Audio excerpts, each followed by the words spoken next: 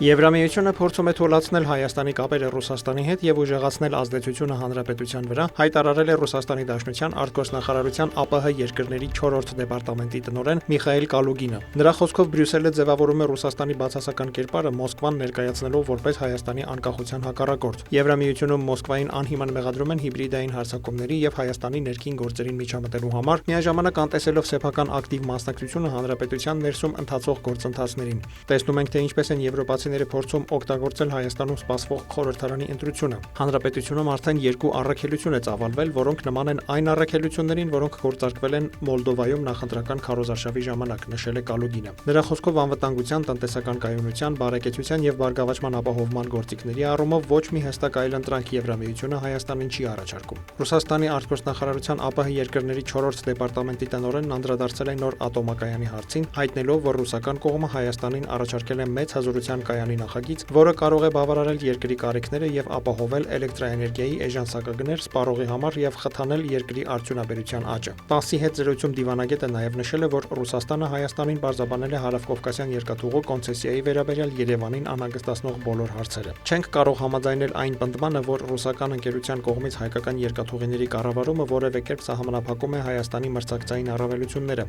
Ընդհակառակը համոզված ենք, որ այն ստեղծում է դրանք, նկատել է Կալուգինը։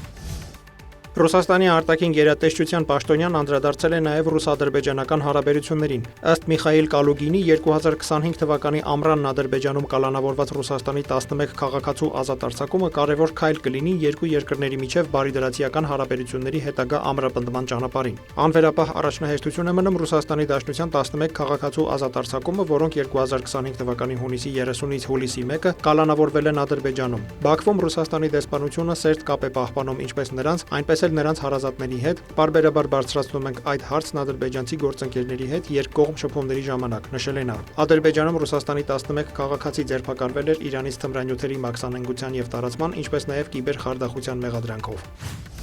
Իրանի նախագահ Մասուդ Փեզեշքյանը հայտարարել է, որ Թեհրանը հնարավոր է համարում Միացյալ Նահանգների հետ բանակցություններ վարելը, չնայած Վաշինգտոնի նկատմամբ առկա անվստահությանը։ Այդ մասին հաղորդել է Իրանի նախագահի մամուլի ծառայությունը։ Իսլամական Հանրապետությունը հնարավոր է համարում բանակցություններն արժանապատվության, իմաստության եւ նպատակահարմարության դիրքերից, ասել է նա։ Փեզեշքյանի խոսքով անհրաժեշտ է, որ Թեհրանը դիվանագիտական ասպարեզում ամրապնդի այն ամենը, ինչ Իրանի զինված ուժերը ձեռք են բերել մարտի դաշտում։ ԱՄՆ նախագահ Դոնալդ Թրամփն ավելի վաղ անընդունելի էր համարել Իրանի պատասխանը հակամարտության կարգավորման վերաբերյալ Վաշինգտոնի առաջարկին։ Իրանի մեջլիսի խոսնակ Մոհամմադ Բաղեր Ղալիբաֆն էլ հայտարարել է, որ ԱՄՆ-ի հետ հակամարտության կարգավորման Թեհրանի 14 կետից բաղկացած առաջարկին այլընտրանք գոյություն չունի եւ որ ցանկացած այլ մոտեցում դատապարտված է ձախողման։ Իրանի նպատակն է հասնել կայուն խաղաղության, այդ մասին էլ հայտարարել է Իսլամական Հանրապետության կառավարության ներկայացուցիչ Ֆաթեմե Մոհաջերյանին։ 40 օրվա ընթացքում մենք կռվել ենք խոշորագույն ռազմական տերության դեմ։ Մենք նախկինի նման գտնվում ենք պատրաստության վիճակում, բայց նաև սպասում ենք պարզաբանումների բանակցային գործընթացի հետագա ճակատագրի վերաբերյալ։ Մեր գլխավոր նպատակն է հասնել կայուն խաղաղության, մեջբերել է նրա խոսքը Իրանի SNN հեռուստաալիքը։